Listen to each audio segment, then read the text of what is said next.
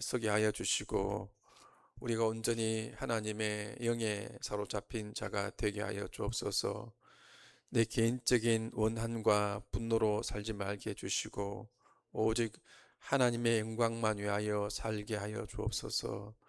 하나님이여, 주님의 자녀들의 고통과 아픔이 나의 아픔과 고통에 대해 기도가 되게 하여 주옵소서. 그래서 온전히 우리의 삶이 육신의 정욕이 아니라 성령에 의해서 점령당하고 사로잡힌 삶을 살 수 있도록 하나님께서 도와주시고 함께하여 주시옵소서.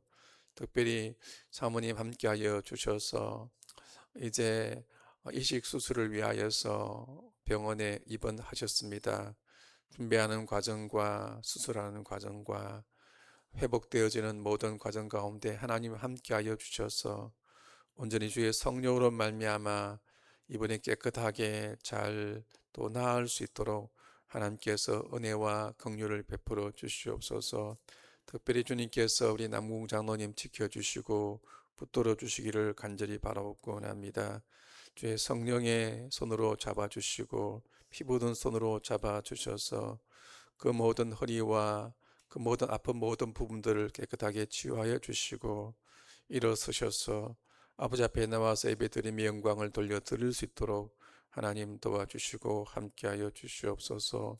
특별히 또 이순식 권사님 함께하여 주셔서 또 오늘 다시 병원에서 검사를 받고 어떻게 할지를 결정한다고 합니다. 하나님 도와주셔서 어려움이 생기지 않도록 도와주시고 좋은 결과 나오게 주여 도와주시고 또 어떤 결과가 나온다 할지라도 하나님 간섭하여 주셔서 치료하여 주시고 깨끗게 하여 주옵소서.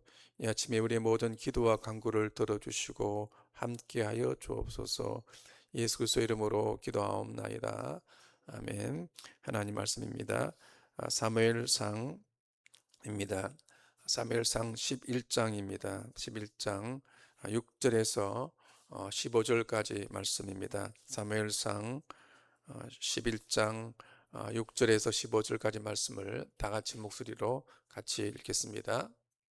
사울이 이 말을 들을 때에 하나님의 영에 크게 감동되매 그의 노가 크게 일어나 한 결의의 소를 잡아 각을 뜨고 전령들의 손으로 그것을 이스라엘 모든 지역에 두루 보내어 이르되 누구든지 나와서 사울을 따르지 아니하면 그와 그의 소도 이와 같이 하리라 하였더니 여호와의 두려움이 백성에게 임하여 그들이 한 사람같이 나온지라. 사울이 베색에서 그들의 수를 세어 보니 이스라엘 자손이 30만 명이요 유다 사람이 3만 명이더라. 무리가 와 있는 전령들에게 이르되 너희는 길앗 야베스 사람에게 이같이 이르기를 내일 해가 더울 때에 너희가 구원을 받으리라 하라. 전령들이 돌아가서 야베스 사람들에게 전하매 그들이 기뻐하니라.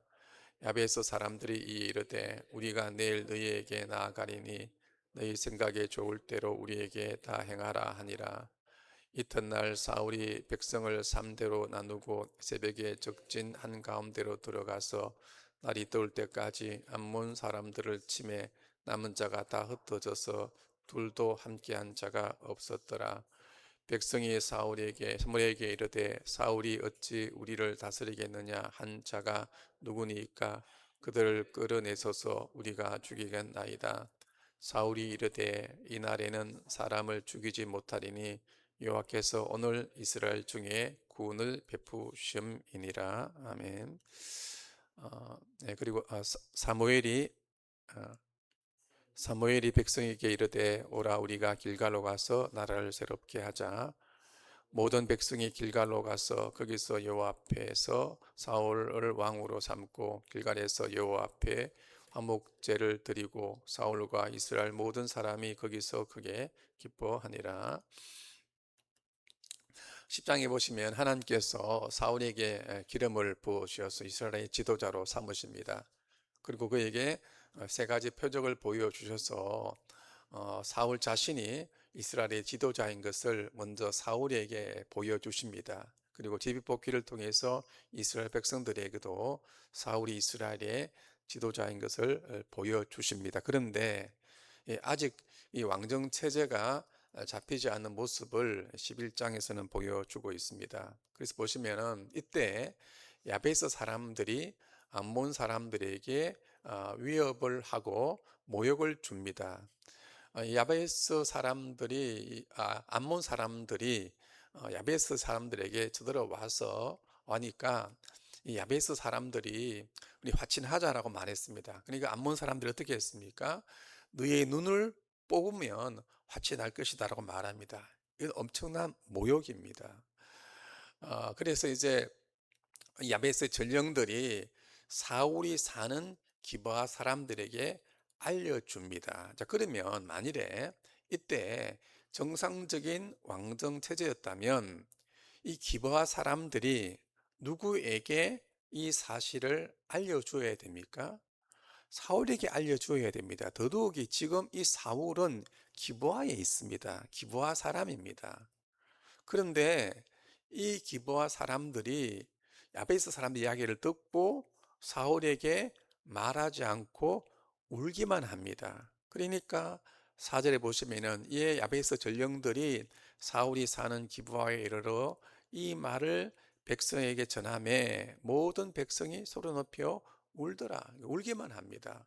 이때 사울은 뭘 하고 있었을까요? 왕궁에서 있었습니까? 그렇지 않습니다. 5절에 보시면은 마침 사울이 밭에서 소를 몰고 또 오다가 이르되 백성이 무슨 일로 우느냐 하니 그들이 야베스 사람들의 말을 전합니다. 사울은 이스라엘 지도자인데도 아직 밭을 갈고 있습니다. 그러다가 소를 몰고 오다가 백성들이 우니까 무슨 일로 우느냐 하니까 비로소 야베스 사람들 이야기를 사울에게 전합니다. 그러니까 이제 사울이 이 말을 들을 때 하나님의 영에게 크게 감동됨에 그의 노가 크게 일어나서라고 말합니다. 이때 분노는 개인적인 감정이 아닙니다. 하나님의 영의 성령에 사로잡힌 분노입니다.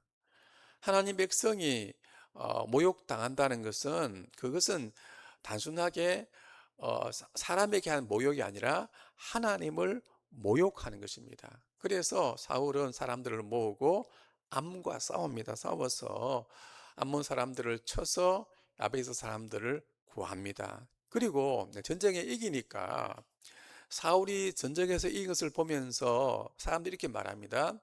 사울이 어찌 우리를 다스리겠느냐라고 하는 사람이 있었는데 그 사람들을 죽이고자 합니다. 죽이자고 합니다. 그러니까 사울이 어떻게 말합니까? 사울이 이르되 이 날에는 사람을 죽이지 못하리니 여호와께서 오늘 이스라엘 중에 구원을 베푸심이니라라고 말합니다.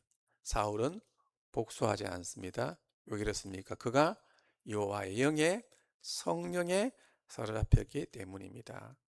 그래서 이때 이제 모든 백성이 길갈로 가서 거기서 여호와 앞에서 사울을 왕으로 삼고 길갈에서 여호와 앞에 화목제를 드리고 사울과 이스라엘 모든 사람이 거기서 크게 기뻐하니라고 말하고 있습니다. 이제 비로소 이럴 때 비로소 사울이 이스라엘 왕으로 정식으로 세움 받는 모습을 이제 우리에게 보여주고 있습니다. 그런데 보시면 이 본문은 그죠?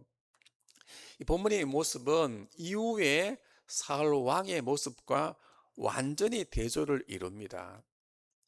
사울이 하나님의 영에 사로잡힐 때는 개인적인 분노가 아니라 하나님의 백성이 모욕당하는 것에 대해서 분노했습니다.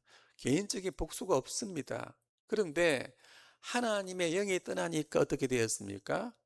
자신보다도 다윗을 칭찬하니까 분노합니다. 개인적인 분노입니다. 그리고 그런 다윗을 평생 시기하고 질투하며 살아갑니다. 죽이려고 합니다. 결국에는 그것 때문에 그가 망했습니다. 본문의 교훈이 무엇입니까? 그것은 하나님의 성령의 마음이 점령당하지 않으면 인간은 육신의 소욕에 점령당할 수밖에 없다는 것을 보여주고 있습니다. 그러니까 우리 인간의 자연적인 상태는 여러분들 우리는 사울과 같을 수밖에 없습니다. 그러니까 우리에게 하나님의 성령이 없으면 우리는 사울과 같이 살아갈 수밖에 없습니다. 그래서 매일 사실 개인적인 일로 분노합니다. 복수합니다. 죽고 죽이려고 합니다. 그래서 우리의 마음을 성령으로 점령하지 않으면 육신으로 점령당할 수밖에 없습니다. 저는 최근에 지난번에 사사기를 보면서 제 마음속에 끊임없이 마음속에 이게 떠오르는 단어가 뭐냐면 점령 점령하지 않으면 점령당한다. 따라해 보시기 바랍니다. 점령하지 않으면 점령당한다. 이 사사기 이야기인데 이스라엘 백성들이 가나안 땅을 차지했습니다. 하나님 말씀하시기를 그 안에 있는 모든 종교와 그 모든 가나안의 문화를 진멸하고 쫓아내라고 말합니다. 그런데 그렇게 하지 않고 도리어 그들과 타협하고 그 문화를 받아들이니까 결국에는 어떻게 되어집니까? 그들이 완전히 가나안 사람들에게 점령당합니다. 근데 이것이 단순하게 이스라엘 역사 가운데만 일어나고 있다고 보시면 그렇지 않다고 봅니다. 이것이 우리의 심령 가운데도 일어날 수 있다는 거예요. 좀 생각해 보시기 바랍니다. 우리 인간의 자연적인 상태는요, 가만히 두어도 인간은 정말 하나님의 영광을 위해 살아갈 수 있겠습니까? 인간이 가만히 두면 시기하고 질투하지 않고 남의 아픔을 보면서 같이 아파하고 기도할 수 있겠습니까? 그렇게 생각하지 마시기 바랍니다. 제가 예전에 말씀드렸죠, 그죠? 인간은요, 자연 세계가 중력의 법칙이 작용하듯이 영적 세계도 마찬가지예요. 중력의 법칙이 뭐예요? 이런 거예요. 이게 볼펜이 있는데 그냥 가만히 놔두면요, 떨어져요. 인간은요, 하나님의 성령에 사로잡히지 않고 자연 상태에 두면 우리 인간은 끊임없이 뭐합니까? 시기하고 질투합니다. 개인적인 일로 분노합니다. 망하는 길로 갈 수밖에 없습니다. 그리스도인도 마찬가지입니다. 우리가 그리스도인으로서 우리의 심령이 성령으로 점령당해야지만이 비로소 하나님 영광을 위해서 살 수 있고 이웃의 아픔을 위해서 살 수 있는데 그리스도인을 할지라도 잠시라도 교만해서 성령이 우리 심령을 점령하지 않으면 우리도 그죠. 개인적인 일로 분노하고 시기 질투하고 미워하고 남 죽이려 하고 그렇게 우리 인간이 살아갈 수밖에 없다는 사실이에요. 저는 계속 그 말씀을 묵상하면서 여러 가지로 적용해 보았거든요. 이 마음으로도 적용해 보고 저는 우리 특별히 다음 세대들을 위해 이걸 많이 적용을 해 보았거든요. 우리 아이들이 자라나는데 그 아이들의 마음 가운데 하나님의 말씀과 성령으로 그 심령이 점령당하지 않으면 우리 아이들은요, 자연적인 상태에 있으면 우리 아이들은요, 인간의 육신의 정욕대로 살아갈 수밖에 없는 거예요. 가만두면 안 된단 말이에요. 제가 어제 우리 성경부 하면서 제가 이야기를 하면서 이야기를 했거든요. 그러니까 여러분 꼭 기억하시기 바랍니다. 따라합시다. 우리 마음을 성령으로 점령하지 않으면 육신으로 점령당할 수밖에 없습니다.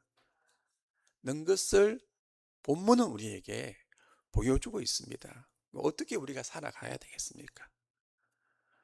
우리가 날마다 내가 그리스도와 함께 내 육신의 정욕이 죽었음을 믿고 온전히 내 마음을 육신이 아니라 성령 하나님께 맡기며 살아갈 수 있는 우리 모두가 될 수 있기를 간절히 바랍니다.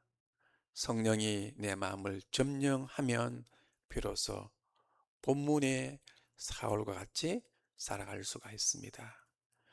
하나님의 영광을 위하여 분노하고 백성의 아픔을 위하여 분투하면서 우리가 살아갈 수가 있습니다. 이런 우리를 하나님은 섬김의 지도자로 종으로 우리를 세워 가신다는 것을 본문을 통해서 우리가 교훈을 받을 수가 있습니다. 그래서 제가 한번 이렇게 그 다음에 보면 기도문을 한번 적어 봤습니다. 하나님께서 우리를 버려두시면 우리 육신의 정욕대로 살아갈 수밖에 없습니다. 날마다 성령으로 육신을 이기며 살아가게 하여 주옵소서. 그래서 온전히 내 영광이 아니라 하나님의 영광만 위하여 살게 하옵소서. 하나님의 백성의 아픔을 위해서 살게 하옵소서. 그래서 진정으로 하나님이 원하시는 섬김의 종이 되게 달라고 이 아침에 기도하고 간구할 수 있는 모든 성도님들이 될 수 있기를 간절히 바랍니다. 기도 제목을 드리겠습니다. 우리 남궁 장로님 위해서 많이 기도해 주시고, 어제 사모님 수술을 위해서 병원에 입원하셨습니다. 이순식 권사님 오늘도 다시 검사를 받고 어떻게 치료할지를 결정한다고 하는데 위해서 기도해 주시고, 그 외에 여러 환우들을 위해서도 함께 같이 또 기도해 주시기 바랍니다. 또 1, 2분 시간을 드릴 테니까 감사 노트를 기록하시고 감사 기도를 가지고 함께 같이 기도하도록 하겠습니다. 다 같이 기도하겠습니다.